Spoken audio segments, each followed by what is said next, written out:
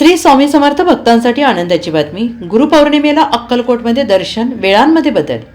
स्वामी समर्थ भक्तांसाठी एक आनंदाची बातमी आहे. यंदाच्या वर्षी पहिल्यांदाच गुरुपौर्णिमेनिमित्त अक्कलकोटच्या स्वामी समर्थांचे मंदिर भाविकांना दर्शनासाठी 22 तास खुले राहणार आहे. वटवृक्ष देवस्थानचे अध्यक्ष महेश इंगळे यांनी याबाबत माहिती दिली आहे.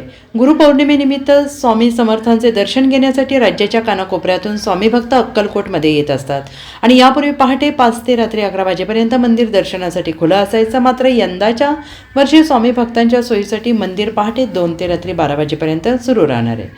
गुरुपौर्णिमेच्या शुभमुहूर्तावर स्वामी भक्तांना दर्शनाची ओढ लागलेली असते, त्यामुळे वटवृक्ष देवस्थानकडून हा निर्णय घेण्यात आला आहे.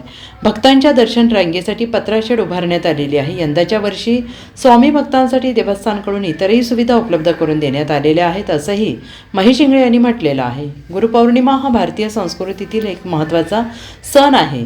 आपल्या गुरूंप्रती कृतज्ञता आणि आदर व्यक्त करण्यासाठी गुरुपौर्णिमा साजरी केली जाते.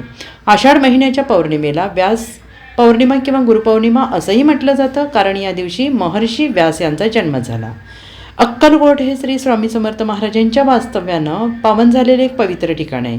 श्री स्वामी समर्थ महाराजांना श्री दत्तात्रयांचे 4थे अवतार मानले जातात. त्यामुळे गुरुपौर्णिमेला अक्कलकोटमधील वटवृक्ष श्री स्वामी समर्थ मंदिराला भेट देणं आणि स्वामी समर्थांचे दर्शन घेणं याला विशेष महत्त्व आहे. श्री स्वामी समर्थ आपल्याला सर्वांना माहीत आहे की भारतीय संस्कृतीमध्ये गुरुपौर्णिमेचं अनन्यसाधारण असं महत्त्व आहे आणि त्यामध्ये ब्रह्मांडाचे नायक आणि सर्व गुरूंचे गुरु असलेले श्री स्वामी समर्थच्या मंदिरामध्ये, श्री वटवृक्ष मंदिरामध्ये गुरुपौर्णिमा मोठ्या उत्साहामध्ये साजरी होत असते. आणि त्याचाच एक भाग म्हणून गुरुपौर्णिमेच्या दिवशी येणाऱ्या भक्तांची गैरसोय होऊ नये आणि भक्तांना सुलभ दर्शन व्हावं यासाठी प्रथमच यावेळी मंदिर जे आहे वटवृक्षाचं ते 24 तासापैकी 22 तास खुलं राहणार आहे. आणि पहाटे म्हणजे बुधवारच्या मध्यरात्री आणि गुरुवारच्या पहाटे 2 वाजता हे मंदिर दर्शनासाठी खुलं करण्यात येणार असून त्यामध्ये काकड आरती जी पहाटे 5ची असती ती 5ची काकड आरती पहाटे 4 वाजता होणार आहे. आणि 4 वाजता काकड आरतीसाठी 15-20 मिनिट मंदिर बंद राहिल्यानंतर पुन्हा दर्शनासाठी खुले करण्यात येणार आहे. आणि त्यानंतर नित्योपचार जे महाराजांचे नित्योपचार आहेत ते नित्योपचार होतील आणि त्यानंतर पुन्हा मंदिर दर्शनासाठी खुले होणार आहे.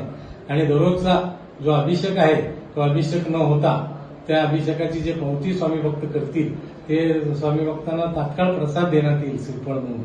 आणि अशा रीतीने दर्शन सुलभ होत जी दुपारची नैवेद्यारती होईल आणि नैवेद्यारती 11:30 वाजता झाल्यानंतर संध्याकाळी गुरुवारचा दिवस असल्यामुळं मंदिरातला जो पालखी सोहळा आहे तो पालखी सोहळा संध्याकाळी 7 वाजता शेजारती आणि पालखी सोहळा होईल. साधारणतः ती 7 ते 8, 8:15 पर्यंत ती पालखी सोहळा उरकला जाईल आणि त्यानंतर पुन्हा दर्शनासाठी मंदिर खुले करण्यात येईल. आणि साधारणतः 12 वाजेपर्यंत म्हणजे गुरुपौर्णिमा संपोष्टपर्यंत हे दर्शन स्वामी भक्तांचं राहील. त्यासाठी विश्वस्त समिती असेल, सेवकरी वर्ग असेल, यांचं सर्वांचं मोलाचं सहकार्य लागणार आहे. पुजारी मंडळ असेल, पुजारी जे आहेत मुख्य पुजारी त्यांचं देखील सहकार्य लागणार आहे. आणि त्याच रीतीने भव्य असा शामियाना, कारण पावसाचे दिवस असल्यामुळं पत्र्याचं शेड उभा करण्यात आलेलं आहे. चप्पल स्टँडची 2 ठिकाणी निर्मिती करण्यात आलेली आहे. ठिकठिकाणी पाण्याची सोय करण्यात आलेली आहे. जाण्यासाठी एक मार्ग करण्यात आलेला आहे, येण्यासाठी एक मार्ग करण्यात आलेला आहे. आणि सर्व स्वामी भक्तांना देवस्थानच्या मैंदरगी गाणगापूरवरील भक्तनिवास येथे 12 ते 2 या वेळेमध्ये भोजन महाप्रसाद देखील श्री वटवृक्ष स्वामी महाराज देवस्थानच्या वतीने सोय करण्यात आलेली आहे. त्याचा देखील लाभ स्वामी भक्तांनी घेऊन या सर्व दर्शन, महाप्रसाद आणि इतर सेवेचा सर्व सेवेचा लाभ घेऊन स्वामी भक्तांनी आपलं जीवन कृतार्थ करून घ्यावं. श्री स्वामी समर्थ.